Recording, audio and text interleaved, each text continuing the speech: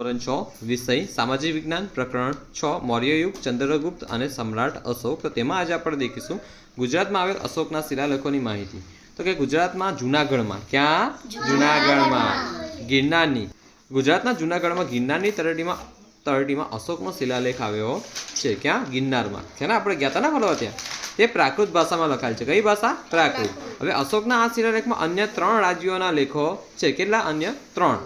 તેમાં એક સત્રપંશ, કયું વંશ? સત્રપંશના રાજા મહાસત્ર રુદ્રદામના। કોનો છે? રુદ્રદામા। કોણ છે? રુદ્રદામા, આટલું યાદ રાખજો। બીજા લેખમાં ચંદ્રગુપ્તના રાષ્ટ્રીય પુષ્પગુપ્ત, કોણ છે? પુષ્પગુપ્ત દ્વારા નિર્માણ કરવામાં આવેલ સુદર્શન તળાવ, કયું તળાવ? સુદર્શન તળાવ, હે ને, ખબર છે ને આપણને। અને ત્રીજા લેખ તળાવ વિશે, ત્રીજા લેખમાં અશોકના રાષ્ટ્રીય યવનરાજ દ્વારા ઊંચાઈ માટે નહેરો કાઢવાની વિગતો આપવામાં આવી છે। આપણને કહેતા ને કે ઉપરથી નહેરો કાઢી છે, હે ને, સરકાર અત્યારે એની પર કામ કરી રહી છે, ખબર? પેલા એ કહેતા ગાઈડ આપણને, હે ને।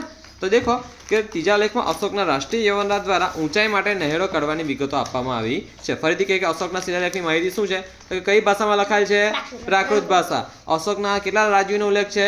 3। કેટલા? 3। અને તેમાં એક સત્રપંશના રાજા મહાસત્ર રુદ્રદામાનો, બીજા લેખમાં ચંદ્રગુપ્તના રાષ્ટ્રીય પુષ્પગુપ્ત દ્વારા નિર્માણ કરવામાં આવેલ સુદર્શન તળાવ, અને ત્રીજા લેખમાં અશોકના રાષ્ટ્રીય યવનરાજ દ્વારા ઊંચાઈ માટે નહેરો કાઢવાની વિગતો આપવામાં આવી છે।